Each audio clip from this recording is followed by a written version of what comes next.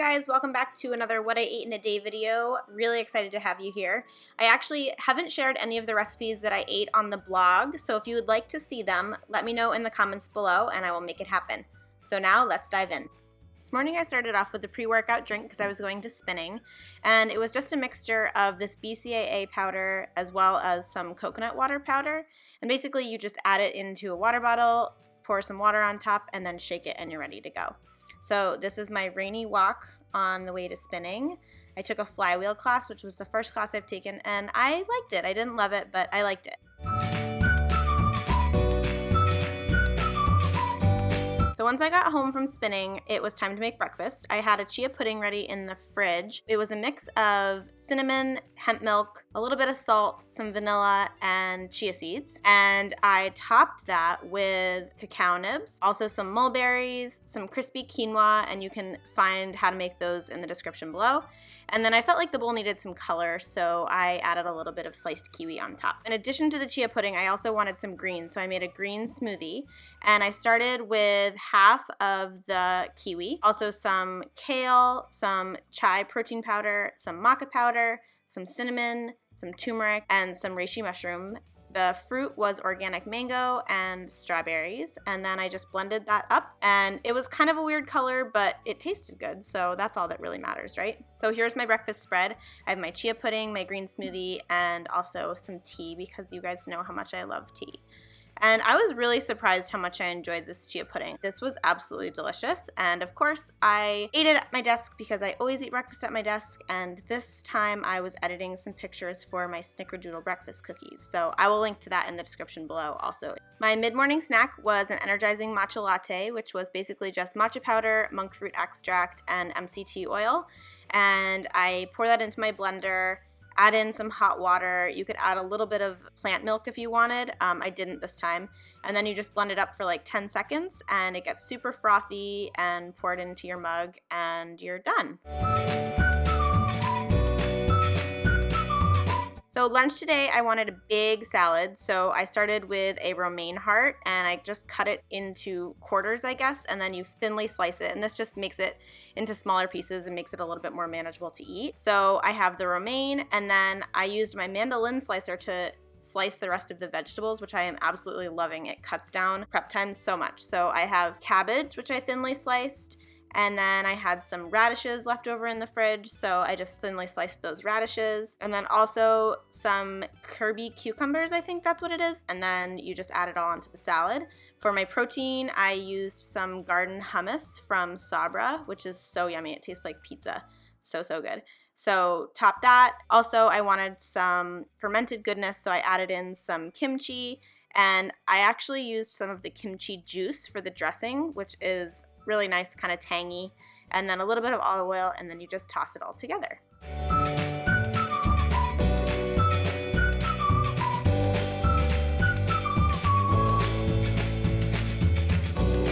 Extra protein, I just wanted it a little bit more, so I sprinkled some hemp seeds on top, and it was so good. For my afternoon snack, I had some lemon ginger tea, and I absolutely love this tea. It kind of soothes your tummy, and it just tastes really good. And the quote for today was, "Appreciate yourself and honor your soul." Love that. I also had an apple and peanut butter, so I just sliced up a Granny Smith apple, and I really like Granny Smith apples because I find that they're lower in sugar, and they just don't make me feel as all over the place with my blood sugar. And then I also used some homemade peanut butter, which is so yummy, and sprinkle the apples with some cinnamon, which also helps to stabilize the blood sugar, and it's the perfect snack. So I was really craving pizza for dinner, so I decided to make my quinoa pizza, and here is the start of it. So it's just some soaked quinoa, which you add into the blender, and this is 3/4 of a cup. You add in a tablespoon of oil, a 1/4 cup of water, a teaspoon of baking powder, and a teaspoon of salt. And then you just transfer that to the base of your blender and you blend it up until it's completely smooth.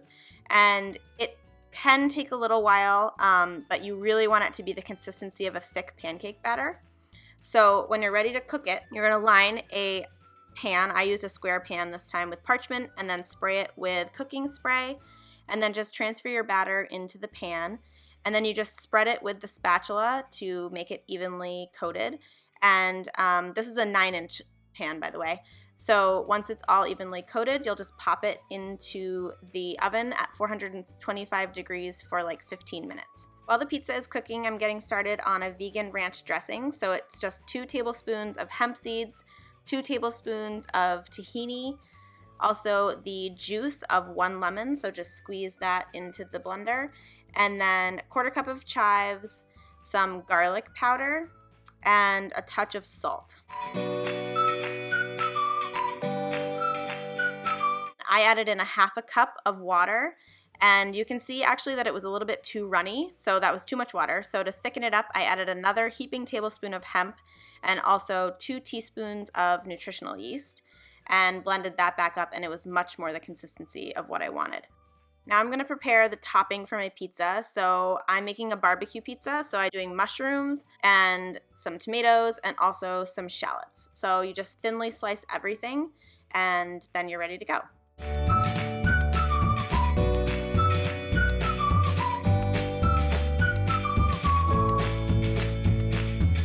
For the protein, I'm making some barbecue chickpeas. So I just drained and rinsed my chickpeas, and then I topped them with probably like 2 tablespoons of barbecue sauce, and you just stir it together, and that's it.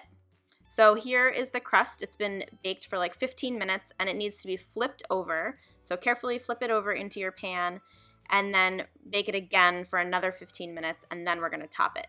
So now that it's baked for another 15 minutes, we're going to top it with about a 1/4 cup of barbecue sauce.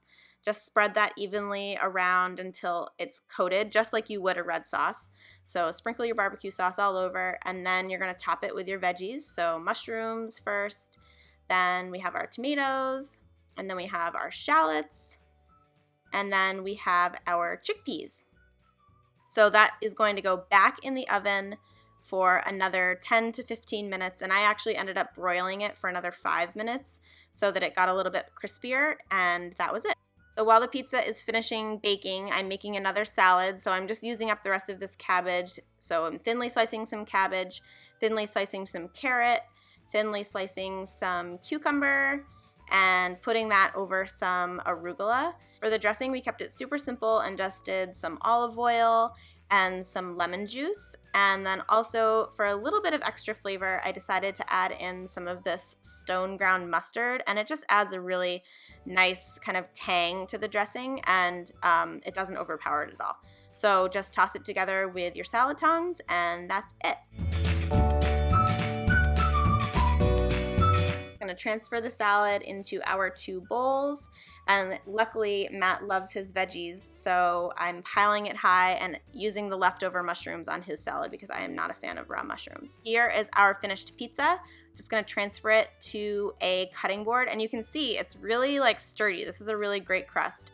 So I'm going to drizzle it with that ranch dressing that I made because barbecue and ranch goes so well together, and then slice it into quarters. This recipe serves 2 people, and you can definitely double it for a bigger family, which is fine. So you're just going to slice it, and then you're done.